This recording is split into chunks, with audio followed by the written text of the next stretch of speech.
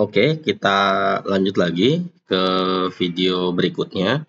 Video sebelumnya kita sudah berhasil membuat ini ya, apa namanya, ongkir otomatis dengan Raja Ongkir. Nah, bagaimana cara mendapatkan video itu? Tenang aja, videonya gratis. Jadi kalian bisa langsung kirim emailnya ke nomor WhatsApp saya atau ke email saya yang ada di kolom deskripsi. Silahkan kirimkan emailnya ke sana. Nanti ada beberapa syarat untuk mendapatkan video tersebut, karena video tersebut nggak dibuat publik ya. Yang pertama, follow akun Instagram dan subscribe channel YouTube-nya. Gitu. Jadi nanti setelah dua hal itu dilakukan, nanti di YouTube-nya di YouTube yang sudah kirim email ke saya, nanti akan muncul videonya, gitu ya. Jadi videonya hanya untuk yang sudah memberikan email ke saya. Syaratnya cuma dua, follow akun Instagram dan subscribe YouTube channelnya. Silakan. Nanti kalau ada yang mau tahu gimana caranya menggunakan Raja Ongkir, silakan kirim email ke saya, kirim emailnya dan atau email boleh, WhatsApp boleh. Nanti silakan dicek di kolom deskripsinya. Baik, sekarang kita akan lanjut ke payment routes.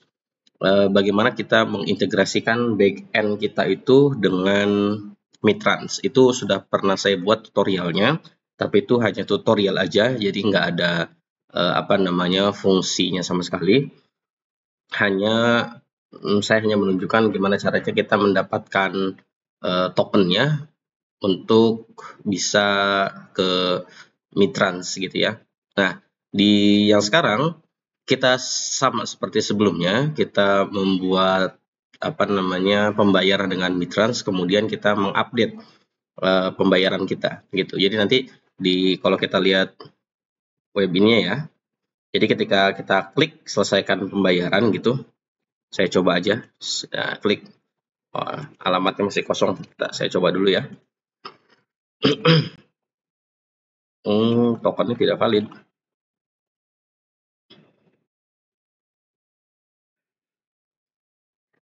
Ya salah, ini akunnya udah lewat ya. Saya kasih contoh tadi ya.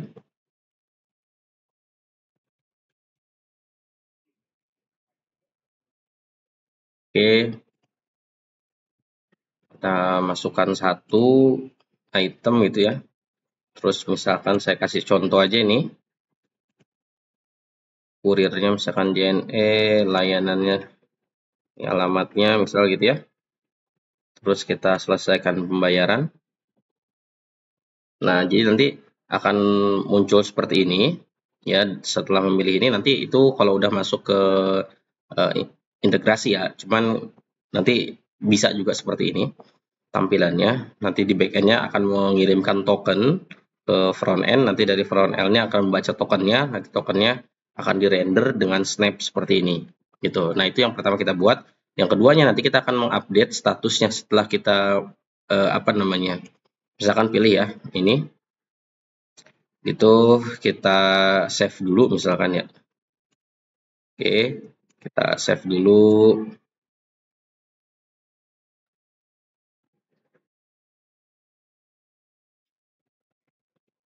Ini.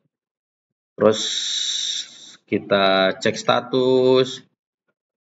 Ya, otomatis kan belum kebayar nih ya. Jadi kalau saya tutup, nah, nanti akan dialihkan ke sini.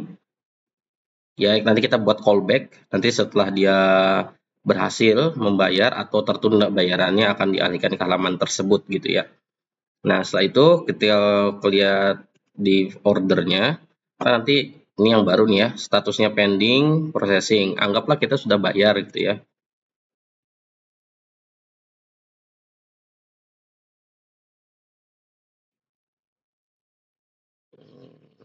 Tadi apa? Ini dulu ya. Mandiri ya, Mandiri. Saya cek dulu kode billnya.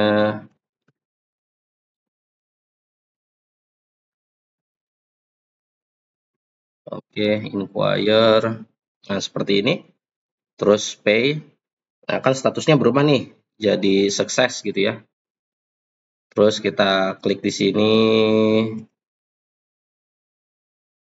Nah, yang tadinya pending terus dia settlement. Nah, kita akan membuat itu di belakangnya. Jadi yang pertama membuat pembayarannya, terus yang kedua mengupdate status pembayarannya. Oke, caranya kita masuk ke sini. Ya, yang sudah kita ini coding-coding kita sebelumnya kita tutup aja semuanya karena kita tidak menggunakan ini lagi. Oke, kita buat routes baru namanya payment routes.js. Ya. Nah, di sini juga kita harus seperti yang sebelumnya, kita akan up ini. Kita buat ini dulu. Udah gitu Mitrans, kita akan import Mitrans. Sebentar, kita udah ini ya, Mitrans client ya. Saya udah install di video pertama backend, udah kita install nih Mitrans client, jangan sampai lupa. Karena kita akan menggunakan ini import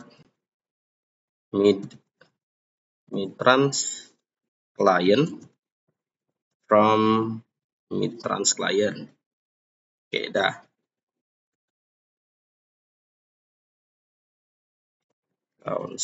Router express.router export default router. Oke. Kita buat dulu cara apa namanya membuat pembayaran. Jadi biar kita dapat token, biar kita muncul snapnya yang tadi udah saya tunjukkan. Router.post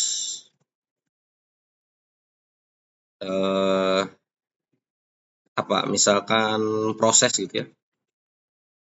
Proses transaction. Terserah mau pakai bahasa Indonesia boleh, bahasa Inggris boleh. Authenticate. Itu dari sini aja lah. Authenticate.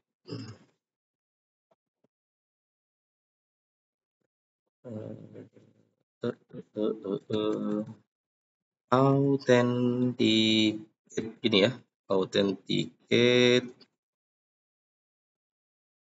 user. Jadi harus ada user yang login di server kita, baru dia boleh buat transaksinya gitu. Terus kita async seperti biasa. Kita try catch. Oke. Yang pertama harus diperhatikan karena kita menggunakan snap ya, itu namanya snap tadi yang muncul, yang pop up gitu di layar kita itu namanya snap. Kita akan buat dulu variabel snapnya gitu ya. Const snap ini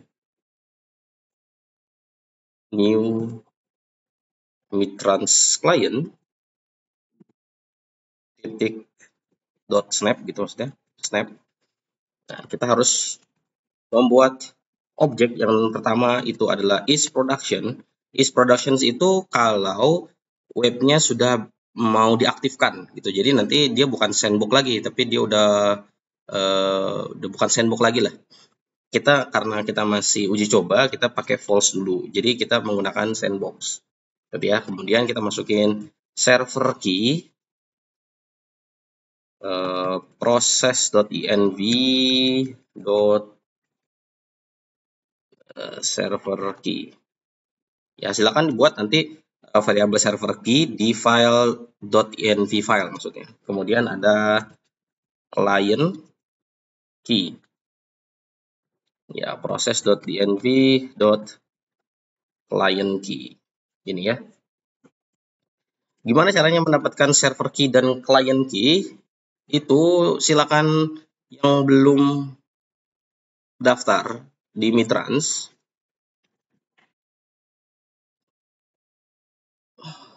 buat dulu di akun Mitransnya. Yang belum punya silahkan bikin, yang sudah punya silahkan masuk. Loh, kok begini? Mitrans. Oke. Login. ya, terus log me in.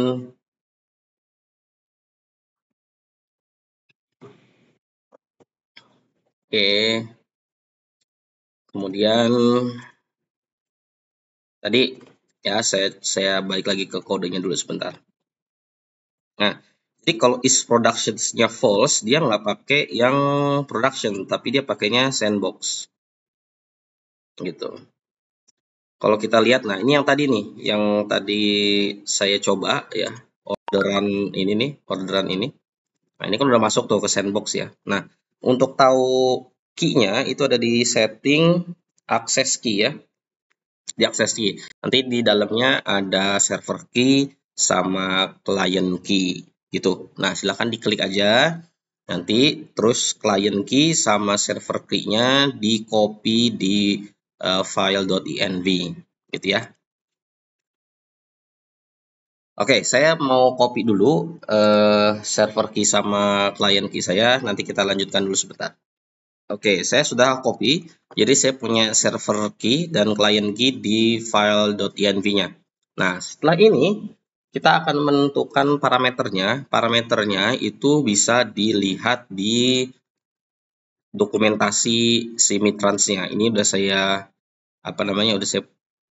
udah saya carikan nih dokumentasinya. Oke, ini dokumentasinya yang harus kita nih request body JSON parameter.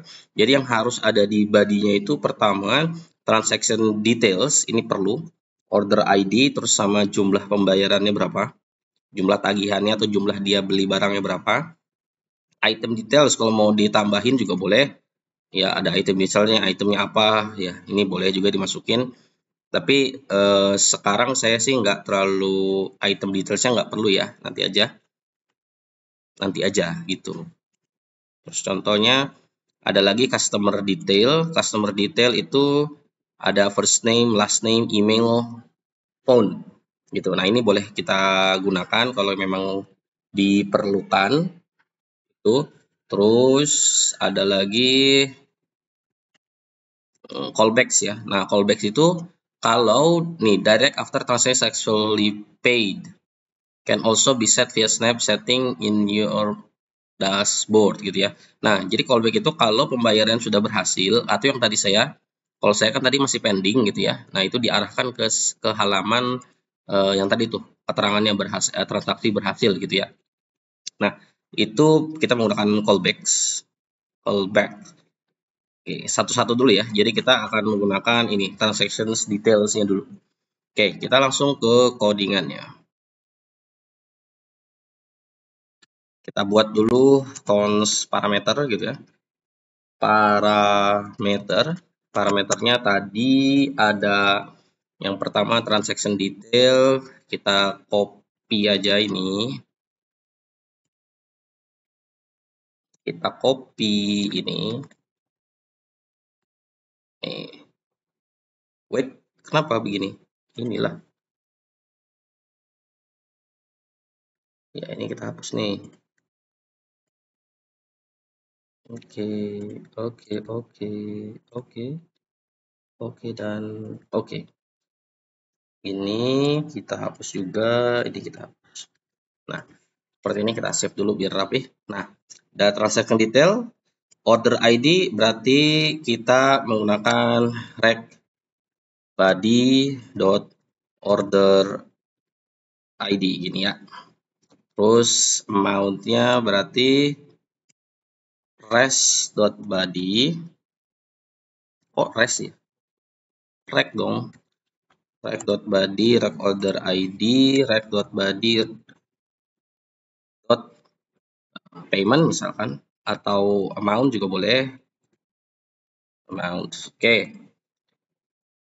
Setelah itu kita mau masukin customer detail ya. Oke, lihat customer detail. Bentar, ini kok agak susah. Oke, customer detail. Yang kita butuhkan customer detail kita ambil aja sampai sini ya. Yang ini nggak usah lah, sampai sini aja. Kita masukkan customer detail di sini. Oke, seperti biasa hapus dulu ininya nih. tanda petiknya kita nggak pakai last name ya, pakainya email aja. Fontnya berapa? Oke. Oh, ini perlu ini. Perlu gini dulu. Terus kita ada yang salah kah? Oh, ada ini. Betul. Yang salah itu mana? Ini, ini. Oh, kurang satu. Ini ya, kita save. Nah, ini kita ganti jadi rec.body name, misal name, terus yang sini rec.body email, bisa email, terus fontnya kita masukin lagi rec.body.font. Oke, customer detail udah. Terus kita butuh callbacks ya. Tadi udah saya carikan callbacks ya. Kita bikin aja lah callbacks gini. Oke, finish gitu ya. Finish. Nah, finish kita mau arahkan kemana dia?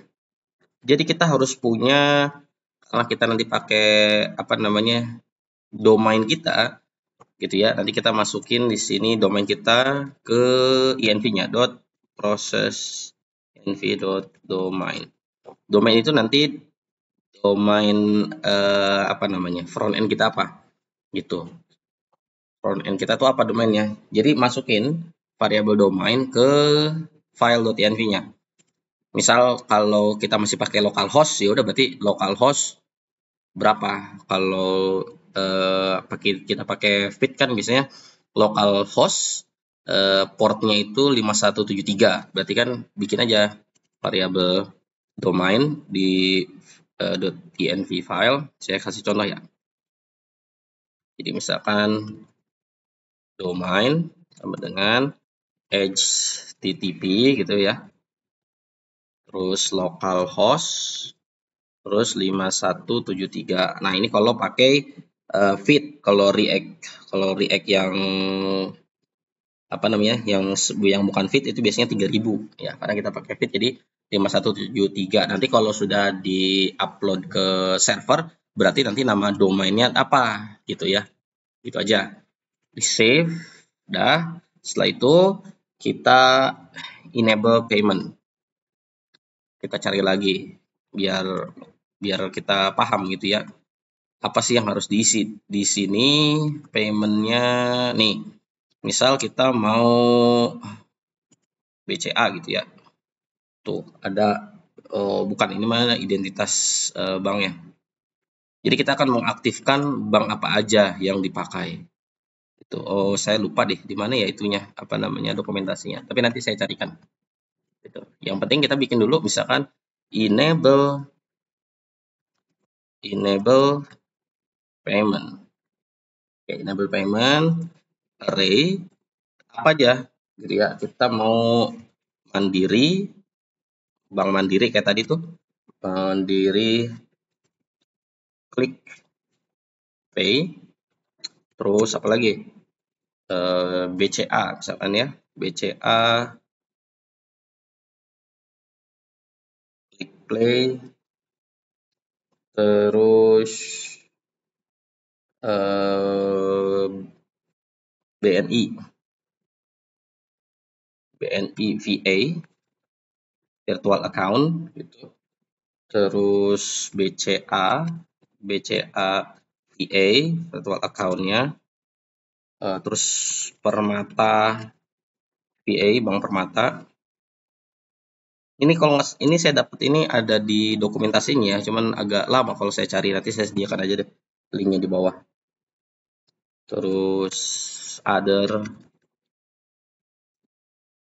VA. Nah, gini aja, segini aja. Ya, kita save dulu. Nah, ada Mandiri Iya, ada Mandiri, ada BCA, terus ada BNI. Nah, nanti kita cek ada nggak semuanya. Oke, sudah ini baru kita panggil snapnya. .snap kita akan buat create transaction. Nah, create transaction yang kita kirim itu apa? Parameternya yaitu parameter yang tadi udah kita buat, parameter. Kemudian then kita akan buat hasilnya.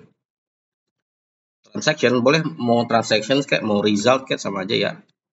Transaction ini transaction, oke, terus kita buat variabelnya data payment. Ini namanya apa aja boleh ya. Data payment ini pembayarannya. Oke, kita buat mid trans.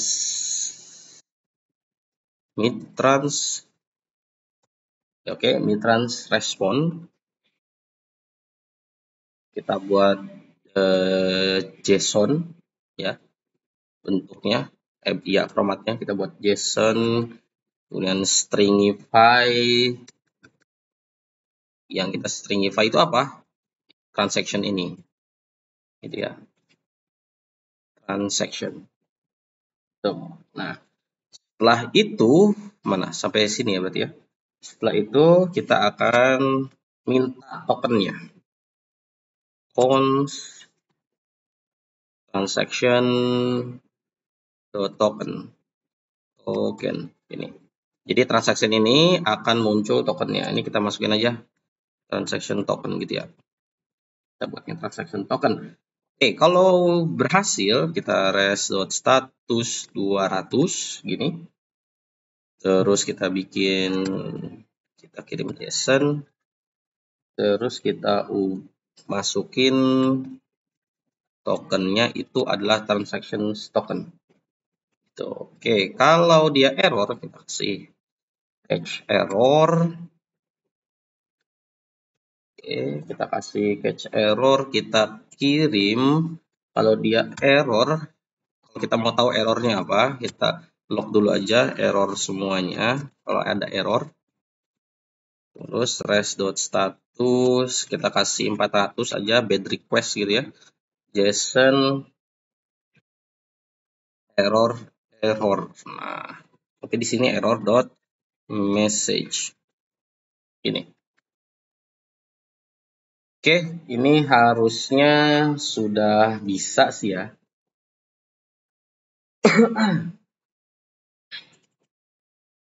Oke, harusnya udah bisa karena kita yang dikirimkan tokennya, atau kita perlu ininya data payment ini. Kalau dia berhasil kan nanti kalau dia berhasil pembayarannya dia akan mengirimkan token.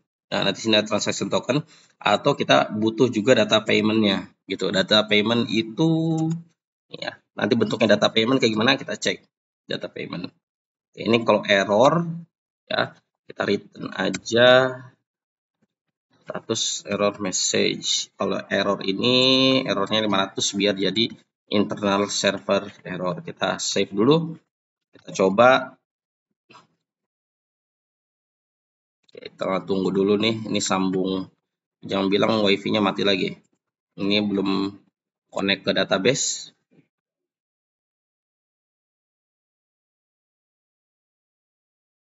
Tunggu, ini belum connect ke database. Wifi-nya kayaknya mati. Oke, servernya udah nyambung lagi ya. Jadi wifi-nya agak gangguan nih. Nah, ini udah nyambung lagi, kita lanjut lagi. Kita pakai Postman dulu. Kita buat folder baru. Kita buat payment. Ini. Oke. Tutup dulu deh. Nah, kita harus import lagi ke app ya.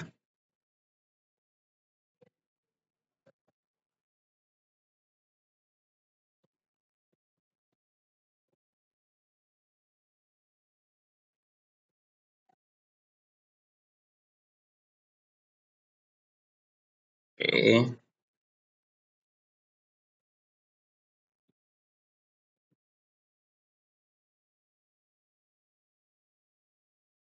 Payment routes. Oke, kita udah import ke app, terus kita save. Kita akan coba ya, payment mana?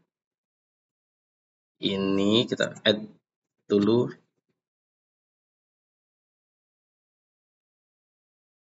Kita ambil misalnya get token. Kita butuh token ya. Oke. Payment. Kemudian apa namanya? Proses transaction ya. Ini. Kita copy, masukin di sini. Terus kita juga jangan lupa masukin di body-nya tadi yang udah kita tentukan, yang di body-nya itu apa aja. Ya, yang pertama kita order ID.